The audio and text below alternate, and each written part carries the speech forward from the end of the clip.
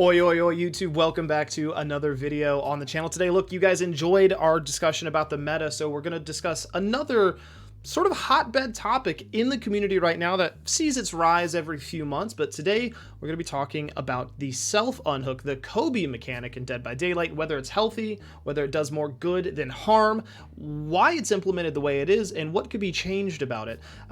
So let's go ahead and dive right in. Look, it's important to talk about there are two camps in this existing sort of conversation right now. One camp is saying, look, I paid for the game.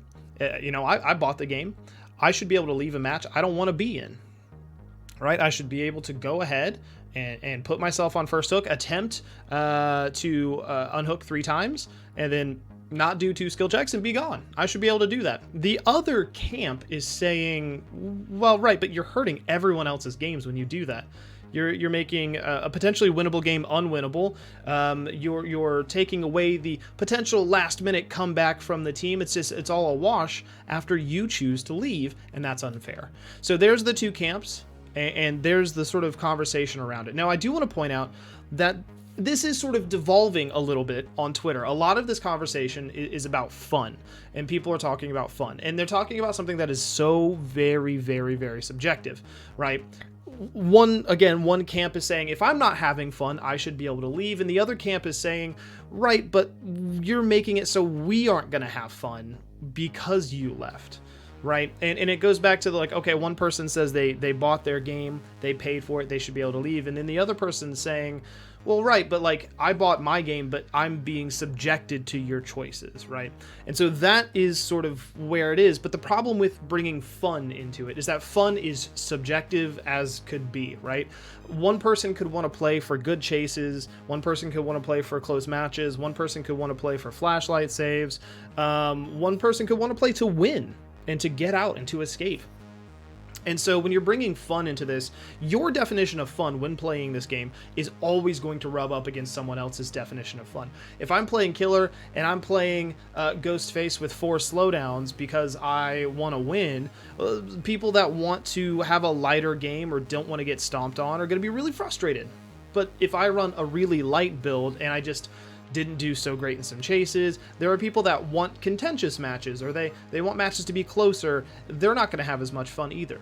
No matter what you do in this game, somebody's going to be losing out on their definition of fun. And I don't know that we should really necessarily drag fun into it, because then you're trying to say that your fun is more important than someone else's fun. And let's be 100% honest, when we're having this conversation about this mechanic, we're advocating for ourselves and what we want in the game. And that boils down to, we want our fun to matter most. So I think we should leave the fun at the door and really try to analyze the Kobe mechanic and whether it brings a lot of merit to the game or does anything good, because the discussion about your individual fun is going to ultimately never lead anywhere productive. Before we dive in, I do want to go ahead and say that there is merit to people that have phobias or photosensitivity issues or things like this.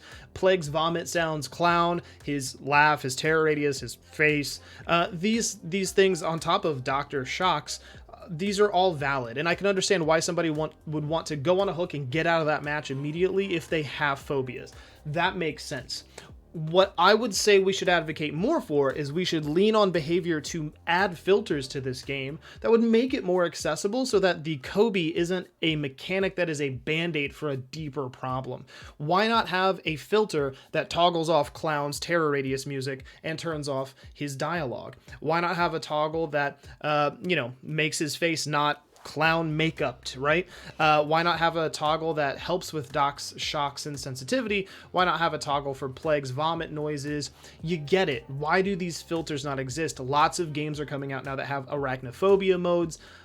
Why is this so difficult? I understand the merit of this being a horror game, but you can want to indulge in spooky things while also having triggers. This is not a gatekeeping seminar, right? You can want to play against Pyramid Head and Ghostface and indulge in that while also recognizing that clowns are really rough for you, and that's okay. So when we're talking about the Kobe mechanic, I'm not calling out people that have phobias and leave based on that merit. That is a problem for behavior to solve. We're talking about whether that mechanic is being abused for the sake of just leaving matches for no reason.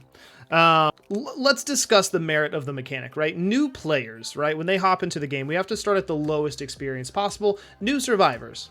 it's a bad mechanic for new survivors. They go on first hook, and while the language has been changed to attempt to unhook yourself, they don't know that it's a 4% chance. And so a lot of new survivors hop on the hook and they go, oh, well, I can just unhook myself. And no, you can't. And they go to stage 2 over and over again in several of their first few matches. And I think that that is a bad experience for new survivor players. I think that that pushes potential new survivor players away. So I don't understand why it's there without very much explanation. Now, on the flip side of that, I think there's a lot of that is designed to help killer players. I think the confusion that new survivor players helps. I think the confusion that newer survivor players have helps killer players, right? When you're a killer player, it's a bit overwhelming. You're keeping up with, 4 survivors and 7 generators and 3 health states and hook states and your ability. You're trying to manage all this stuff. If some survivor automatically puts themselves to stage 2 because they don't know any better, new killers specifically get a little boost in morale. Hey, somebody died or somebody's closer to dying. Nice. They may not even know or care that it was the mechanic that put them closer, not necessarily any skill they have. That's not the focus. And so they may be more likely to stick around in the killer role because they are kind of finding that they're doing okay. So I think that this mechanic is almost implemented to help new killers stick with that role because it is a smaller population than the survivor role.